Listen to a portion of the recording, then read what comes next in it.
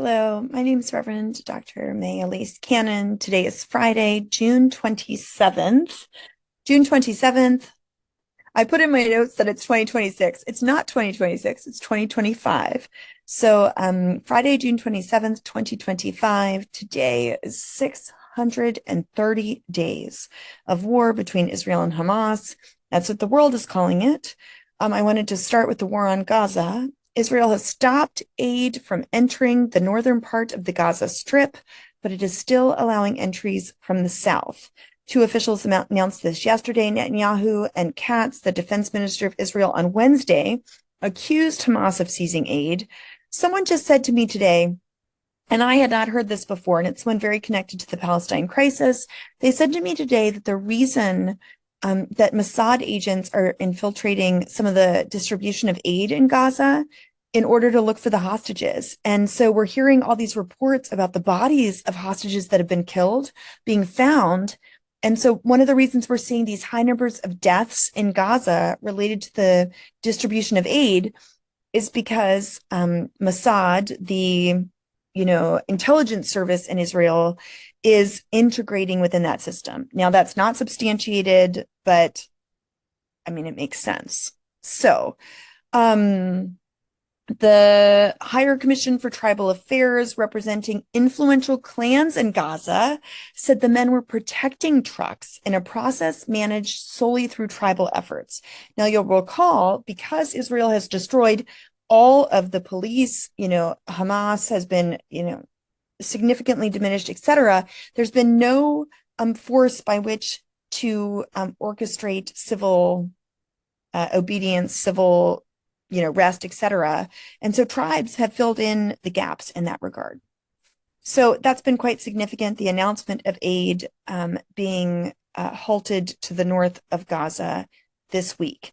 Now, Israel has stopped aid from entering North Gaza, but it is still allowing it to enter from the south. Two officials said this on Thursday. After images circulated of masked men on aid trucks who clan leaders said were protecting aid, not stealing it, Netanyahu, with the joint statement, said that they had ordered the military to present a plan within 2 days to prevent Hamas from taking control of aid. Trump said just recently that we should see a ceasefire deal, or we could see a ceasefire deal related to Gaza within just the next couple of weeks. The U.S. State Department approved $30 million for the Gaza Humanitarian Aid Foundation. I talked about that a couple of days ago. An Israeli strike on central Gaza in a market where there was a crowd of people who were getting bags of flour from local police killed 18 people yesterday. Eyewitnesses said Israeli drones fired on members of a Hamas police force who were confronting vendors they accused of price gouging and selling goods that were looted from aid trucks. I want to shift now to Iran. Iran's stockpile of highly enriched uranium remains largely intact after the U.S. attacks and the strikes on the main nuclear sites, according to preliminary intelligence assessments by European governments. The intelligence suggests that the stockpile was distributed to various locations away from the Fordow enrichment plant before the strikes occurred. Neither the White House nor the CIA responded, while Defense Secretary Hegseth said he was not aware of any intelligence that things were not where they were supposed to be. I'm glad that Defense Secretary Hegseth knows where things are at. Sorry. Centrifuges at the Fordow uranium enrichment plant in Iran are no longer operational, according to the International Atomic Energy Agency. Their head said that yesterday, citing the IAEA's assessment based on satellite imagery, adding that it would be too much to assert that the Iran nuclear program had been wiped out. Iranian authorities carried out hundreds of arrests and multiple executions of people suspected of links to Israeli intelligence. I think I'll talk about that more in a minute. Senate Republicans briefed on U.S. strikes in Iran yesterday did not clearly endorse President Trump's claim that the Iran nuclear program was obliterated. Senator Cornyn from Texas told reporters he did not think anybody's been on the ground, so they would not know the degree of damage. the acronym that comes to mind is NSS, but okay, we'll leave it at that. That's the update from Politico. The Trump's administration has discussed helping Iran assess as much as $30 billion to build a civilian energy producing nuclear program, easing sanctions on Tehran, and releasing billions in restricted funds. So the Trump administration is looking at the possibility of allowing some type of nuclear presence in Iran. And so, the question is, can this be achieved at the negotiating table? Iran currently has no plans to meet with the U.S. That was according to Tehran's foreign minister, Arachi. He said that yesterday. And one of the things that I sometimes laugh about is they say no, they say yes. I mean, and so like every few hours, you get kind of a different update on what's publicly communicated and who knows what's happening behind the scenes. So take all of this with a grain of salt. Trump on Wednesday threatened to sue the New York Times and CNN for publishing articles about a leaked preliminary intelligence report. That was the report that was saying, Trump said the nuclear program was obliterated. CNN and the New York Times put out that leaked report that said, at most, that the Iranian nuclear program was set back a couple of months or a few months. I wanted to just read a little bit about the execution of those 3 accused spies. I talked about this a little bit in another daily update and the mass detentions that have fueled crackdown fears in Iran, fears that the regime could be using the war with Israel to crack down on its population grew Wednesday after 3 people were executed and hundreds more were arrested and accused of spying.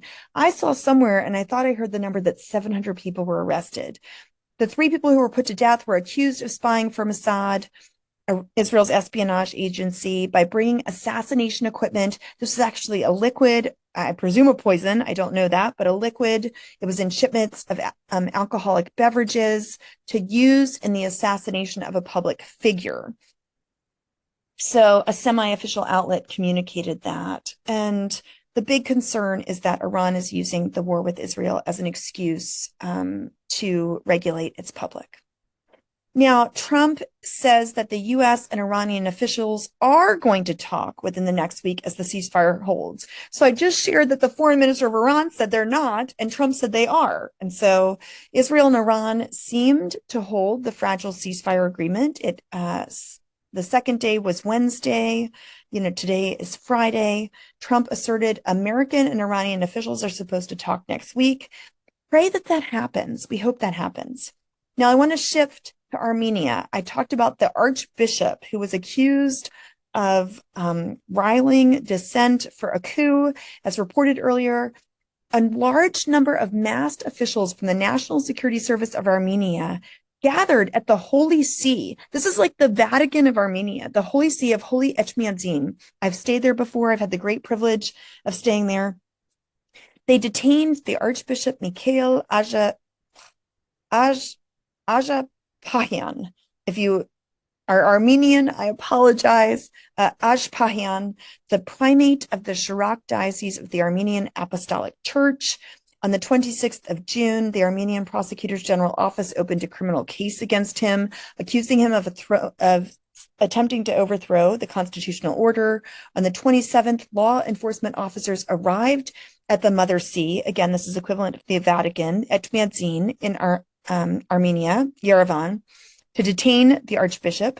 This angered the clergy and the believers who tried to stop the officers. The archbishop approached the law enforcement officers accompanied by his lawyer and the Catholicos. The Catholicos is the equivalent of His Holiness the Pope, right? The Catholicos of all Armenians, Karakin II. However, the believers did not allow Ajapahyan to be taken away. A scuffle ensued between law enforcement officers and believers. Ajapahyan returned to the territory of Holy Echmiadzin.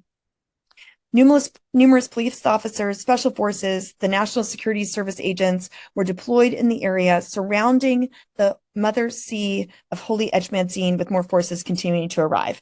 I just want you to know, if this was happening at the Vatican, the story would be that the Pope came to stand next to one of his archbishops who was accused of overthrowing the Italian government. Like, that's what's happening in Armenia. It's crazy. It's absolutely crazy. So I want you to understand the significance of that. Shifting gears back to Palestine. Lord have mercy. In the occupied West Bank, Israeli forces killed a 15-year-old boy after settlers attacked West Bank towns. I'll talk some about that. So the 15-year-old Rayan Tamer Haushia, he was shot in the neck and killed after troops raided Al Yamun. This is near Jenin, in the north of the occupied West Bank. This was under heavy Israeli gunfire. The military of Israel said, the Israeli occupation forces said that the terrorists hurled explosive devices at the IDF. No IDF injuries were reported. Afterward, the forces identified, quote, terrorists approaching them while holding additional explosives. The forces responded with fire and hits were identified. Separately, a 66-year-old woman, Palestinian woman, died from injuries after Israeli police shot her in the head in East Jerusalem. A 66-year-old woman shot in the head. I don't have any news about that except to say she succumbed to her wounds after Israeli police stormed the Shufat refugee camp. Israeli police said they were launching an investigation on the circumstances of a death in East Jerusalem, adding that the resident was pronounced dead by medical officials upon arrival at the Shufat checkpoint. God have mercy. Christ have mercy.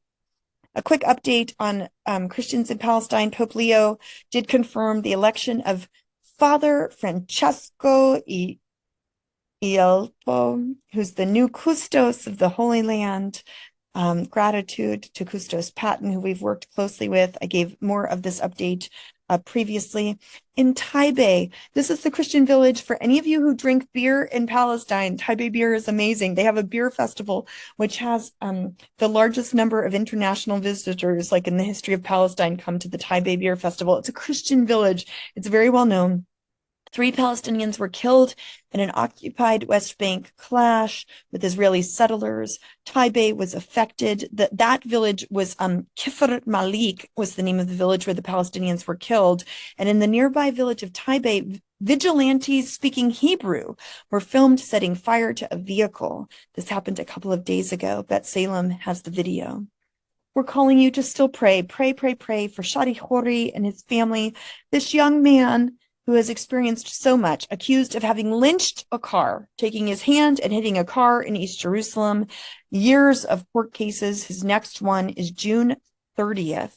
Pray for him and his family. He was arrested, beaten, and held in military detention for 44 days when he was just a young teenager. He since has graduated from high school.